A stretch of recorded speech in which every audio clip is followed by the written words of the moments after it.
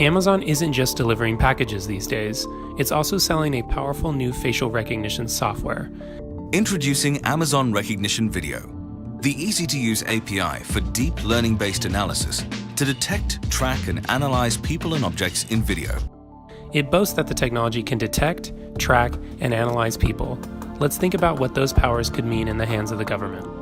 Amazon Rekognition Video uses the visual, what, temporal, when, and motion from the video to deliver high-quality person tracking and detection of activities like running, playing soccer, or getting into a car. Rekognition can identify a person's face in real time by matching it against huge databases of photos. Amazon also advertises this person tracking feature.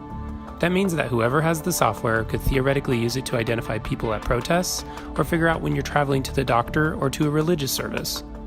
The next, of course, common use case, as you could expect, is public safety. Amazon is already working with government agencies to deploy this technology. At the ACLU, we obtained records that show that Amazon signed a secrecy agreement with one county to keep details about the technology out of public view. They've also invited law enforcement to suggest new features, and they offered free consulting to help the city of Orlando build its own system.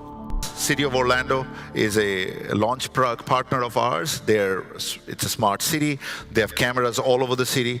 We analyze the video in real time, search against the collection of faces that they have. So Orlando is already using the technology. It also already has surveillance cameras all over the city, on everything from light posts to police officers. Activating a citywide facial recognition system could be as easy as flipping a switch. Body cams were designed to keep officers accountable to the public.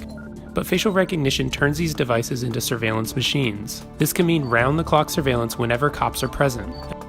Imagine what that would mean for minority communities that are already over-policed. People should be free to walk down the street without the government watching them. In the hands of governments, technologies like Rekognition could make that impossible.